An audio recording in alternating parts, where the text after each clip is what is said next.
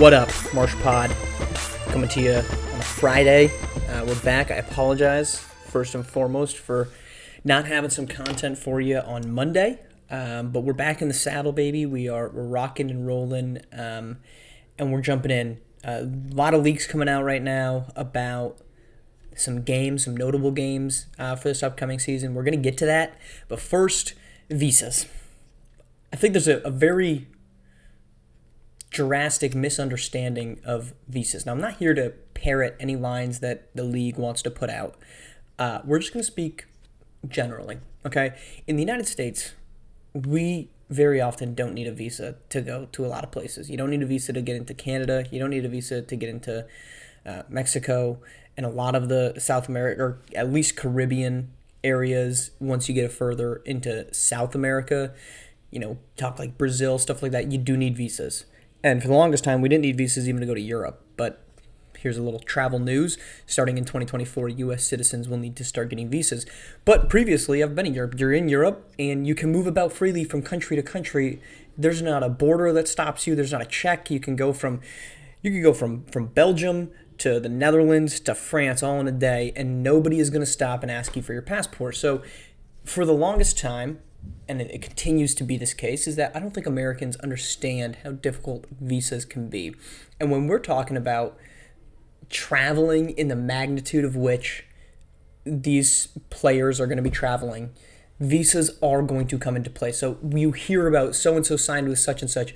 The back-end work by the league office, again, I'm not here to parrot their lines, talk glowingly about the league itself, but there's a ton of back-end work that goes into ensuring the players across the league are able to move freely without hiccups from country to country. It is not getting on a plane and showing up in the next country unencumbered. This is not flying from Miami to New York City.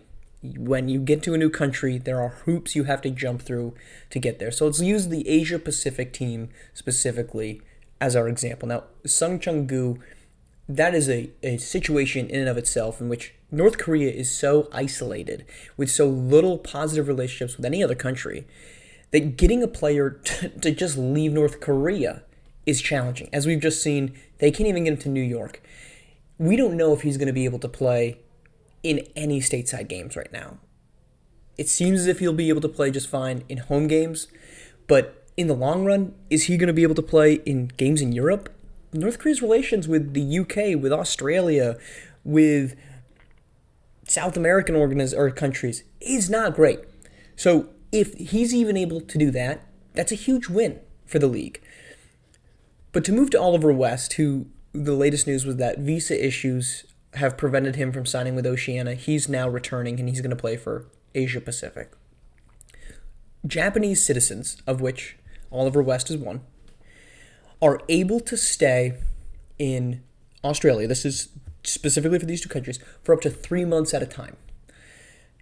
They can do that for any period of time, but if they're going to stay for longer than 3 months, they need to get a visa. Now, in the case of Oliver West, he would be coming and going if he were to play on Oceania from Australia because they would have road games, they would have home games, they would be moving all over the country, all over the globe. He would be coming and going. So in order for him to stay in the country, just stay in the country for 3 months or more, he would need a visa. Now, if we go off, we don't have the full length of the season yet, but if we go off of last year's schedule, the SimWorld schedule, or the season, was 6 months. 6 months long. Started in January, or a little after January, started in March, ended in August. He would need a visa to be able to stay for a longer period, for that 6 months. That's the challenge the league is getting, because not only are saying he's coming and he's staying in the country for 6 months, he's going to be coming and going, right? So it is not an easy. Now, in theory, you could say that's perfectly fine for him to be coming and going, but that's the rate at which they're doing clearly has been a challenge for the league and these countries. You are talking about hundreds of countries, maybe not hundreds, tens of countries, which is not an insignificant number for the league, SimWorld Hoops, and SimWorld Prep to have to negotiate, to have conversations with, and to work out opportunities for these players to come and go. That's the challenge right now. That's the challenge that is causing these visa issues to come up. It shouldn't be surprising to anybody. This isn't a take. This is just reality. The behind the scenes is not nearly as easy to figure out as the front-facing player signs or player wants to sign with Team X. All right, that's our geopolitical history lesson of the day. Moving on, 3 games that I'm looking forward to seeing, 2 of which I've heard rumored and the dates, 1 of which I haven't. I imagine it's coming and I can't wait for it. First one up, and 2 of them are Best Coast. Now, these are the only 3, okay? These are just 3 that kind of struck me as fascinating. Best Coast Ballers versus Showtime. They're set to play on Martin Luther King Jr. Day. A great day for basketball, and what is becoming a basketball, staple is hoops on MLK Day. This year it's January 15th.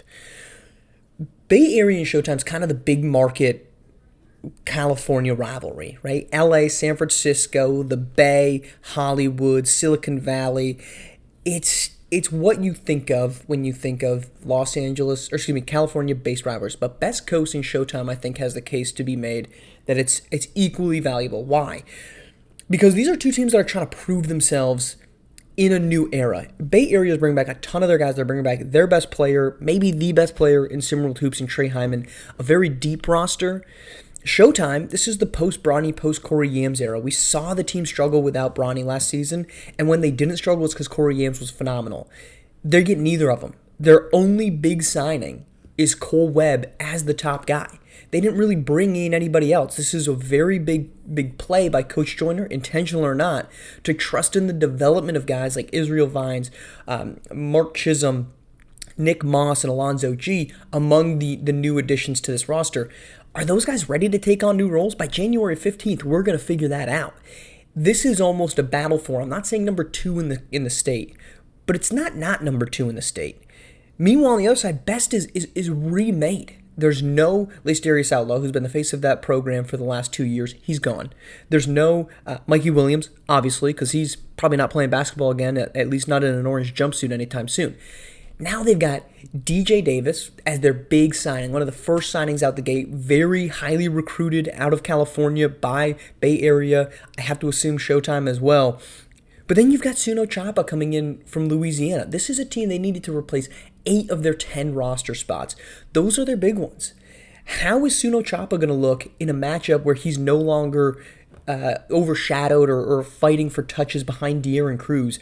These are 2 teams that are trying to move themselves up the pecking order, make a statement of who they are, not only in the state, not only in the division, but in SimWorld Prep as a whole. That, to me, is going to be fascinating. Next one, keep it Best Coast Ballers. They visit Gulf Coast on February 20. This one's easy. The return of Suno Chapa.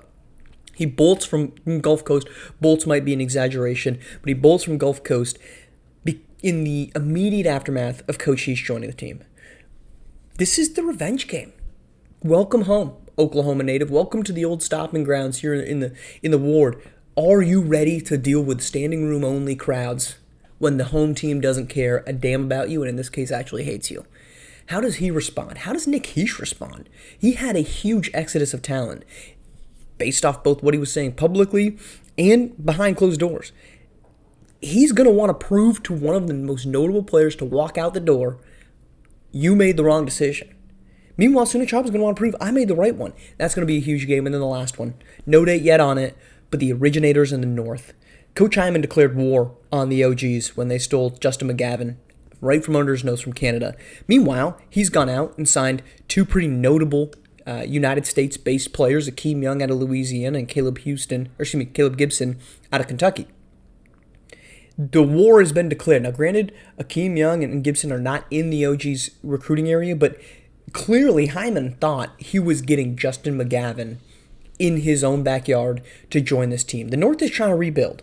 They had the embarrassment of the first season, which Tyson Simpson warred with Coach King at the time. You have the embarrassment of last year, where that team just could do absolutely nothing. Marcus Lefat taking over as the lone guy. It was proof that he was not capable of doing it. And now here's Amir Hyman stepping in and immediately saying, I'm ready to go to battle with any and everyone. And the OGs are his primary site. OGs have been getting big talent. Obviously, they got Cooper Flagg. Obviously, they got DJ Wagner last season. Coach Dodge has established herself as being able to bring in elite talent and win because of it.